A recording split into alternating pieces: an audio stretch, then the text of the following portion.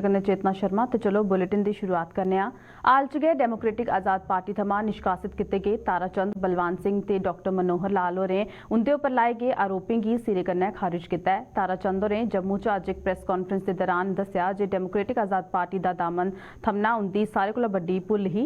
किश बाकी सियासी दलें दे कन्नै संपर्क च आने दे संबंध च पुछे गए एक सवाल के जवाब च ताराचंद होरें गलाया जे बतौर स्पीकर हर सियासी दल दे कन्नै उंदे दोस्ताना रिश्ते रेह न ते हमेशा गै रौह्ङन ते जेकर ओह् इंदे चा कुसै दा भी दामन थमङन तां ऐसा सार्वजनिक रूपै कन्नै कीता जाग, ना जे छप्पी छपाइयै। ताराचंद होरें एह् बी मन्नेआ जे कांग्रेस पार्टी कन्नै किनारा करना उंदी सारे कोला बड्डी भुल ही ते इसदा पछतावा उनेंगी होआ दा है।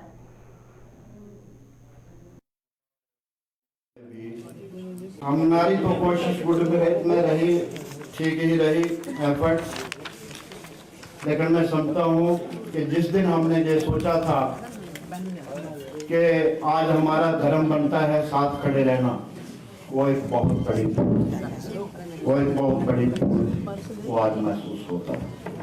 दूसरा, जहाँ तक पॉलिटिकल पार्टीज के साथ ताल्लुकात की बात है, मेरे कहीं भी दूसरी पार्टियों के साथ दोस्ती तो मेरी रही, मैं स्पीकर रहा हूँ, मीडिया के साथ भी मेरी बहुत अच्छी दोस्ती रही है, बीजेपी के साथ भी मेरी बहुत अच्छी दोस्ती रही है, पैंथर पार्टी के साथ भी मेरी बहुत अच्छी दोस्ती रही है, पीडीपी के साथ, एनसी के साथ, सब के साथ मेरी अच्छी दोस्ती रही है और आज भी है, सबके साथ मेरी दोस्ती है। जहाँ तक आप जो इशारा कर रहे हैं, अगर मुझे जाना ही है तो मैं शुभ के क्यों मिलता, मैं तो खुलेआम जाता। जब मैं जहां आया तो किसी के से शुभ के थोड़े आया, मैं तो खुलेआम आया। ये आरोप है और गलत आरोप। कोई भी पार्टी अछूत नहीं है, लेकिन ताराचंद कोई भी फैसला अकेले नहीं लेगा। अपने तमाम साथी जो जहां मेरे राइट और लेफ्ट बैठे हैं, मेरे पीछे बैठे हैं, जो अपने अपने इलाका में बैठे हैं मौजूद लोग, उन सबको कॉन्फिडेंस में लेके हम फैसला करेंगे किसके साथ जाना है। देखिए, जहां तक कांग्रेस का सवाल है, कांग्रेस ने मुझे मैंडेट दी, उसने मुझे सीएलपी लीडर बनाया, स्पीकर बनाया, डिप्टी चीफ मिनिस्टर बनाया और मैंने पार्टी को छोड़ दिया। मैंने अपनी पार्टी के साथ धोखा किया, लेकिन अब जो छोड़ दिया है उसका पछतावा आज तो हो रहा है। और दूसरा जो सवाल है आपका, दूसरा सवाल, वहां हमने धोखा नहीं लिया, वहां हमारे साथ धोखा हुआ है, वहां हमने धोखा नहीं लिया। स्टेट इन्वेस्टिगेशन एजेंसी यानी कि SIA ने दिवंगत अलगाववादी नेता सईद अली शाह गिलानी दे श्रीनगर के बरजला इलाके च स्थित घर गी सील कर दिता। यह कार्रवाई श्रीनगर के डिस्ट्रिक्ट मजिस्ट्रेट शहीद इकबाल चौधरी उनके आदेश पर की गई। SIA ने इसके अलावा कश्मीर घाटी के बाकी कई जिलों च भी जमाते इस्लामी की संपत्तियों की सील कर दिता। यह मुहिम श्रीनगर के अलावा कुलगाम, पुलवामा ते बडगाम च चलाई गई। सनांदे चलचे जे किश दिन पहले श्रीनगर के DM होरें सईद अली शाह गिलानी ते जमाते इस्लामी के लोगों की संपत्तियों की पूरी चाली कन्नै सील करने का आदेश दिता हा। इस आदेश च DM होरें राज्य जांच एजेंसी की रिपोर्ट के आधार पर संगठन के सारे लोगों की संपत्तियों की सील करने की गल दसी ही।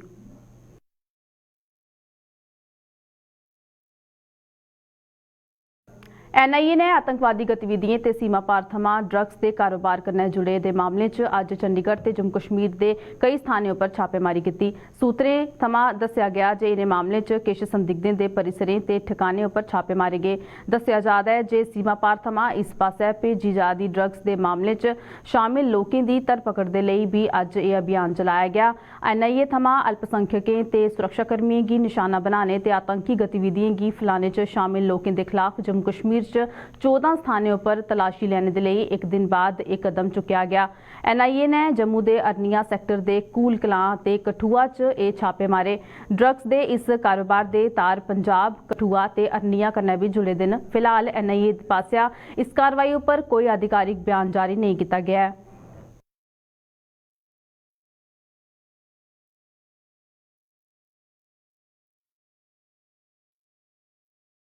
ਭਾਰਤੀ ਜਨਤਾ ਪਾਰਟੀ ਦੇ ਜੰਮੂ ਕਸ਼ਮੀਰ ਪ੍ਰਭਾਰੀ ਤਰੁਣ ਚੁੱਘ ਨੇ ਇੱਕ ਬਾਰ ਪਰਤੀਏ ਕਾਂਗਰਸ ਨੈਸ਼ਨਲ ਕਾਨਫਰੰਸ ਤੇ ਪੀਡੀਪੀ ਉੱਪਰ ਨਿਸ਼ਾਨਾ ਸਾਧਿਆ ਹੈ। उन्हें कश्मीरी पंडितें दे घाटी थमां पलायन दे लई सिद्धे तौर पर इन्हें त्रैं परिवारें गी जिम्मेदार ठहराया। जम्मू दे भाजपा मुख्यालय च अज्ज पार्टी दी एक बैठक च हिस्सा लैने पुज्जे दे तरੁਣ चुੱघ ने इन्हें त्रैं दलें गी आड़े हत्थे लैंदे होई इंदे थमां सवाल कीता जे कश्मीरी पंडितें दी इस दुर्दशा दे लई कौन जिम्मेवार है। 3 परिवारों ने जम्मू कश्मीर को आग लगाने का काम किया। 90 के दशक के अंदर जो आग लगाई गई, जब कश्मीरी पंडितों को वहां से निकलना पड़ा, कौन लोग सत्ता में थे? आज वही लोग कश्मीरी पंडितों के नाम पर पॉलिटिक्स कर रहे हैं। मैं अब्दुल्लाह एंड मुफ्तीज और गांधी नेहरू परिवार से पूछना चाहता हूं कि इनको वहां से विस्थापन क्यों हुआ? कौन मुख्यमंत्री था जब इनको कश्मीर छोड़ना पड़ा? कौन गृह मंत्री था भारत का जब इनको कश्मीर छोड़ना पड़ा? अब भी इनका प्रयास है कि किसी भी सूरत में कश्मीरी पंडित वहां ना रहे, इसलिए डर और खौफ का वातावरण बनाया जा रहा है। जे आपके मन में दर्द है तो एक पड़ोसी वहां से कैसे चला गया? अगर आपने उसे दिलासा दिया होता तो 90 को भी ना जाता। किसकी मुख्यमंत्री काल में गया? कौन देश का गृह मंत्री था? किसने सौदेबाजी की? किसको छोड़ा गया? किनको कहा गया कि कश्मीर की गलियों में जाके नारे लगाओ? पीएम पैकेज के तहत कश्मीर घाटी च तैनात किए गए कश्मीरी पंडित विस्थापित सरकारी मुलाजमें आरोप लाया जे सरकार उनकी जानने की तुलना उनके वेतन कन्नै करा दी है, जिसे बर्दाश्त नहीं किया जाग। जम्मू च अज एक बारी परतियै भाजपा के मुख्यालय के बाहर हल्ला बोलते हुए इन्हें मुलाजमें जोरदार प्रदर्शन किया ते सरकार थमां उन्हेंगी लेइयै दित्ते गए बयान की कड़ी निंदा की। उन्हें केंद्र सरकार थमां इस मामले का संज्ञान लैंदे होई उन्हेंगी इंसाफ देने की मंग की है। किया, लेकिन किलिंग को बर्दाश्त नहीं किया जाएगा, क्योंकि हम कश्मीर जॉब करने गए हैं, जान देने नहीं गए। यहाँ जो स्टेटमेंट आया एडमिनिस्ट्रेशन के, हमारी सैलरीज की तुलना जो है अपनी जानों से की गई है, इससे हम काफ़ी जो है हमारी भावनाओं को ठेस पहुंचा है। हमें एक्सपेक्टेड नहीं था कि इस तरह का स्टेटमेंट आए, हमें एक्सपेक्टेशन नहीं थी कि इस तरह का स्टेटमेंट आए। जिस तरह हमारे साथ बातचीत करने का जो सिलसिला है वो शुरू हो, ताकि हम एम्प्लॉय जो अपनी बात हो सरकार के सामने रखें। लेकिन जब स्टेटमेंट इस तरह आया, पूरा कश्मीरी पंडित पीएम पैकेज एम्प्लॉय और पूरी कश्मीरी पंडित कम्युनिटी जो है हमारे सेंटिमेंट से इनसे हर्ट हुए, और हम चाहते हैं कि सेंटर इंटरवीन करे हमारे मसले में। डायरेक्टली जो सेंटर है वो हमारे मसले को रिजॉल्व करे, इसको इस तरह ज्यादा देर न रखे, क्योंकि 227 दिन हो गए। 227 दिन से जिस कश्मीरी पंडित को जस्टिस देने की बात की गई थी, आज वो पिछले 227 दिन से रोड पर है, और हमारा जो अभी तक कोई जो समाधान जो है वो नहीं निकला। पूर्व मुख्यमंत्री ते पीडीपी की अध्यक्षा महबूबा मुफ्ती होरें कश्मीर घाटी च तैनात कश्मीरी पंडित विस्थापित मुलाजमें की मंगें का समर्थन किया। जम्मू च अज मीडिया की संबोधित करते हुए महबूबा मुफ्ती होरें दस्सिया जे घाटी च तैनात कश्मीरी पंडित मुलाजिम मुश्किल दौरा कन्नै गुजरा दे न ते उपराज्यपाल होरें गी इंदी मंगें उप्पर विचार करियै उनेंगी सुरक्षित जगहें उप्पर तैनात करना चाहिए है। उन्हें प्रशासन थमां कश्मीरी पंडित मुलाजमें उप्पर दबाव बनाने की भी कड़ी आलोचना की।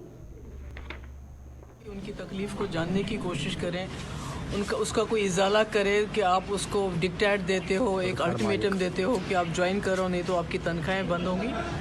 ये गलत है। बहुत सफ़र किया है, सब ने सफ़र किया, पर कश्मीरी पंडितों ने बहुत सफ़र किया है, और हाल ही में उनकी काफ़ी हलाकतें भी हुई हैं। तो इसको बड़ा गौर से देखने की ज़रूरत है, और कुछ अरसे के लिए जो उनकी डिमांड है उसको मान लेना चाहिए, ताकि जब उनको इत्मीनान हो जाए कि कश्मीर में हालात सही हो गए हैं, वो वापस अपनी ड्यूटी पे जा सकते हैं, तो उनको तब ड्यूटी पे जाने के लिए कहना चाहिए। अभी इस तरह से मजबूर नहीं किया जाए। क्या रिलोकेशन एक सही रहेगा फैसला? अगर रिलोकेट किया जाएगा मसला हल होगा उनका? देखिए, मैं कह रही हूँ कि अभी कोई बीच का रास्ता निकलना चाहिए, ताकि वो बेचारे इतने महीनों से परेशान हैं, यहाँ पर हैं, बच्चे कहीं, खुद कहीं, और बहुत ही मुश्किल हालात में 2-4 हैं वो इस वक्त। तो ऐसे में मुझे लगता है गवर्नर साहब को इसमें नजरसानी करके कोई ना कोई बीच का रास्ता निकालना। अपनी मंगें के लिए जम्मू कश्मीर के स्टेट डिपार्टमेंट च सेवाएं दिया करते डेली वेजरें अज लगातार 70वें दिन भी जम्मू च प्रदर्शन किया। प्रदर्शन करा करते इन्हें डेली वेजरें के मुताबिक पिछले 20 सालें थमां स्टेट डिपार्टमेंट च अपनी सेवा देआ दे न, पर हाली तक सरकार ने उन्हें नियमित करने के लिए कोई पॉलिसी नहीं बनाई। उन्हें गलाया जे वो पिछले 70 दिनों थमां लगातार अपनी मंगें के लिए प्रदर्शन करा दे न ते इसके बावजूद सरकार के किसी भी नुमाइंदे ने उनकी सुध नहीं लैती। जम्मू कश्मीर के अंदर ये जो 30 सालों से जम्मू कश्मीर के अंदर हमारा एक कत्ल किया गया है, हमारे परिवारों का शोषण किया गया है और पिछले 70 दिनों से हम हड़ताल पे बैठे हुए हैं यहाँ पर। और जम्मू कश्मीर के अंदर स्टेट डिपार्टमेंट के जो मुलाजमीन हैं वो स्टेट डिपार्टमेंट जम्मू कश्मीर के अंदर पूरा मंत्रिमंडल जो आए दिन 30 सालों के अंदर उनकी गुलामी करते बंधुआ मजदूरी हमसे ली गई है और आज तक हम गुहार लगाकर बैठे हुए हैं। और आज जो यूटी इंतजामिया हो पिछले 70 दिनों से हमारी यही बार बार आवाज जाती है। स्टेट डिपार्टमेंट का जो डेलीविजन है जम्मू कश्मीर के अंदर 417 मुलाजम पूरे जम्मू कश्मीर के अंदर है और हमारे पास कैबिनेट डिसीजन है, हमारा बकाया वेतन नहीं है। कल डिविजनल कमिश्नर ऑफिस के बाहर हमारा जो ऑल डिपार्टमेंट का धरना प्रदर्शन था वहां पर भी डीकॉम से हमारी मीटिंग हुई है। आरएसपुरा के सुचेतगढ़ इलाके की बाजाचक पंचायत के लोगों च अज प्रॉपर्टी कार्ड वितरित किए गए। आरएसपुरा के एसडीएम रामलाल शर्मा ते राजस्व महकमे के अधिकारियों की मौजूदगी च अज उन्हें लोगों की ये कार्ड दिते गए जिहड़े हली तक इन्हें हासिल नहीं करी सके है। एसडीएम होरें दस्सिया जे 31 दिसंबर तक 4 कोला 5 बाकी ग्राएं के लोगों च भी प्रॉपर्टी कार्ड वितरित कर दिते जांगन। उन लोगों के जितनी जमीन है जो प्लाट का 10 मरले है, 2 मरले है, 5 मरले है, जितनी है तो उसकी चारदीवारी होती है वो सारा। तो उसके आज तक किसी को प्रॉपर्टी के प्रोप्राइटरी राइट नहीं थे, मालिकाना हकूक नहीं थे उन लोगों को। ना उसके को लोन ले सकते थे, ना वो कहीं रहन रख सकते, कुछ भी नहीं मिलता था उनको। तो इसके लिए हमारी सरकार ने बहुत बड़ा फैसला लिया है कि उन लोगों के प्रॉपर्टी के हकूक दे दिए हैं, मालिकाना हकूक दे दिए। अब वो उस जगह को उसके अगेंस्ट लोन ले सकते हैं, उसके लिए इम्प्रूवमेंट कर सकते हैं, मकान बनाने के लिए या किसी चीज़ के लिए वो लोन ले सकते हैं। तो आज चक वाला ये विलेज है चक बाजा, तो इसके लोगों को हमने बुला के जहाँ प्रॉपर्टी कार्ड दिए हैं। हाँ बिल्कुल, मैंने कहा सुचेतगढ़ में 59 विलेजेस हैं, सबको 36 विलेजेस को डिस्ट्रीब्यूट हो चुके हैं। तो जो सर्वे ऑफ इंडिया से वापस आए हैं 41 विलेजेस का हमें आया था डाटा, तो 4-5 का हम 31 दिसंबर से पहले वो भी डिस्ट्रीब्यूट कर रहे हैं। सुरनकोट के गवर्नमेंट डिग्री कॉलेज अज कराए गए स्टूडेंट बॉडी के चुनावें के जरिए एक तीर कन्नै 2 निशाने साधे गए। इन्हें चुनावें जिथे कॉलेज की स्टूडेंट बॉडी का गठन किया गया उत्थे गै स्टूडेंट्स की चुनावी प्रक्रिया की भी पूरी जानकारी दी गई तां जे आने वाले वेले जम्मू कश्मीर च होने वाले चुनावें अपने मताधिकार का उपयोग करने उन्हें कोई दिक्कत पेश नहीं आवे। इस दौरान बकायदा वोटर लिस्टें ते वोटर कार्ड बनाए गए हैं ते कन्नै गै मतदान केंद्र भी स्थापित किए गए हैं। ये क्या हो गया? इनिशिएटिव लिया है बच्चों को, ये एक जैसे ट्रेनिंग होती है, एक वर्कशॉप भी है बच्चों की, क्योंकि स्टूडेंट बॉडी का इलेक्शन हमने करवाया है and we try to ensure कि जो इलेक्टोरल प्रोसीजर फॉलो किए जाते हैं इलेक्शन कमीशन ऑफ इंडिया के तरफ से, वो इलेक्शन प्रोसीजर्स हमने फॉलो करने की कोशिश की है। इसमें आपके इलेक्टोरल रोल्स बनाए गए, इसमें बच्चों के इलेक्शन कार्ड्स इशू किए गए, डिफरेंट बैलेट बॉक्सेस बनाए गए, बैलेट पेपर बनाए गए और प्रॉपर जो हमारी इलेक्शन स्टैंप होती थी विद ड्यू परमिशन हमने वो बनवाई एंड प्रॉपर एक प्रोसीजर फॉलो करने की कोशिश की है ताकि बच्चे जो हैं ये फ्यूचर वोटर्स भी हैं और इन्होंने ही कल जाके वोट करने हैं। तो हमने कोशिश की है कि एक वर्कशॉप टाइप इनकी हो जाए कि ये अवेयर हो जाएं कि ये सारा इलेक्टोरल प्रोसेस होता क्या है। जी बिल्कुल, ये एक अच्छा इनिशिएटिव लिया है हमारे प्रोफेसर का, इसमें बहुत ज़्यादा आता है, खासकर खलीक सर का, वजाहत सर का और प्रिंसिपल सर का तो है ही उनके। इससे उसके बाद ये जो स्टूडेंट ने लिया ये एक इनके लिए एक्सपीरियंस भी है कि कैसे वोट मांगा जाता है, कैसे लोगों से कॉलेज में मतलब एक वोट लेने के लिए कितनी मेहनत होती है, कितना प्रोसेस होता है। हम लगभग पीछे 1 हफ्ते से कॉलेज में पूरा प्रोसेस चल रहा है सिलेक्शन का, तो आज अच्छा हुआ है ये जो भी है। नहीं, मैं चाहूँगा कि ये बाकी भी हमारे पुंछ कॉलेज है, बाकी कॉलेज इससे कुछ लेके और वो भी इस तरह के इलेक्शन करवाएं और ये एक अच्छा इनिशिएटिव रहेगा। कोरोना के नवे वेरिएंट B7 की आशंका के चलते केंद्र सरकार के कन्नै राज्य सरकारां भी सतर्क हो चुकी हैं। जम्मू कश्मीर च भी स्वास्थ्य महकमे ने कोरोना के इस नवे वेरिएंट कन्नै निबड़ने की तैयारियां जोरा शोरा कन्नै शुरू कर दित्तियां न। इस कड़ी च जम्मू के गांधीनगर अस्पताल च भी कोरोना के नवे वेरिएंट की मत देने के लिए हर चाली की तैयारी करी लैती गई है। अस्पताल के सुपरिटेंडेंट डॉक्टर अरुण शर्मा होरें दस्सिया जे इस वेरिएंट थमां निबड़ने के लिए अस्पताल च तमाम व्यवस्था की गई है।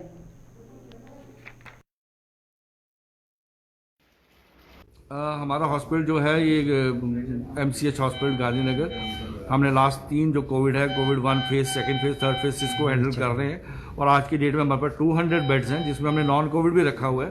पर as the number of Covid patients अगर बढ़ते हैं तो हम उनको 200 बेड जो हम एडजस्ट कर सकते हैं। हमारे हर बेड पे मॉनिटर है, सेंट्रल ऑक्सीजन सप्लाई है, वेंटिलेटर्स अवेलेबल है और सारी इक्विपमेंट्स हमारे पास है, ऑपरेशन थिएटर्स हैं, लेबर रूम्स हैं।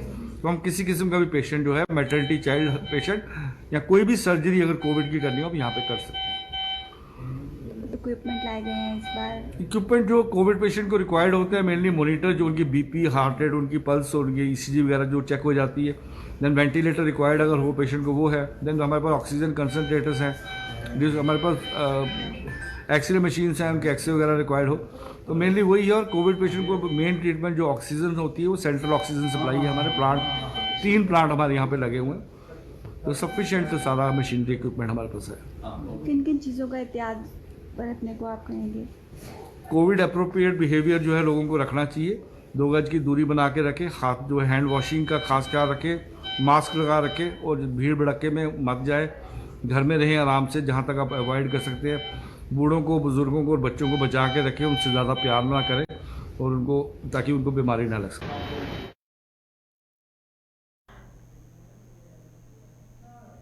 बिश्नाह जिला अस्पताल ने भी कोरोना कन्नै निबड़ने के लिए तैयारियां पूरी कर लैतियां न। अस्पताल च तैनात डॉक्टरों के मुताबिक कोरोना के नवे वेरिएंट कन्नै निबड़ने के लिए अस्पताल थमां हर चाली की तैयारी कर लैती गई है। हालांकि इस नवे वेरिएंट की हाली तक मत दी जा सकती है जे लोग सरकार थमां जारी कोरोना गाइडलाइन का पालन करगन। उन्हें लोगों थमां इस वेरिएंट कन्नै बचने के लिए सरकार की गाइडलाइन पर अमल करने ते बूस्टर डोज जल्द लाने की अपील की है। जैसे कि आप सब लोग जानते हैं, पिछली बार भी जब कोरोना हुआ था तो हमारी पूरी तैयारी थी। हमारे पास ऊपर एक आइसोलेशन वार्ड है जहाँ पे सारी फैसिलिटीज़ हैं, जहाँ हम पेशेंट को आइसोलेशन में रख सकते हैं।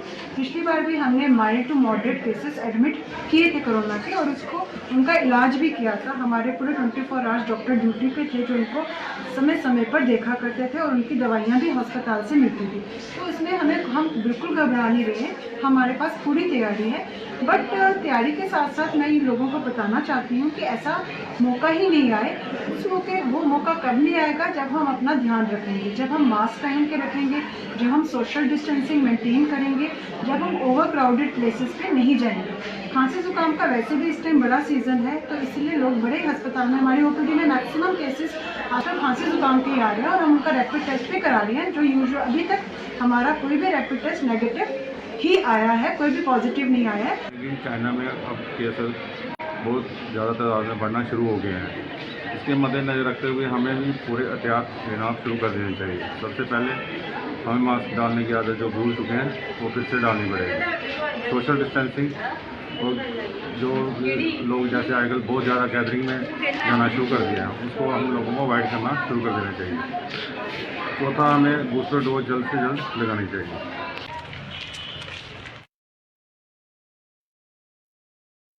डुगरनामे च फिलहाल इन्ना गै, दो इजाजत, नमस्कार।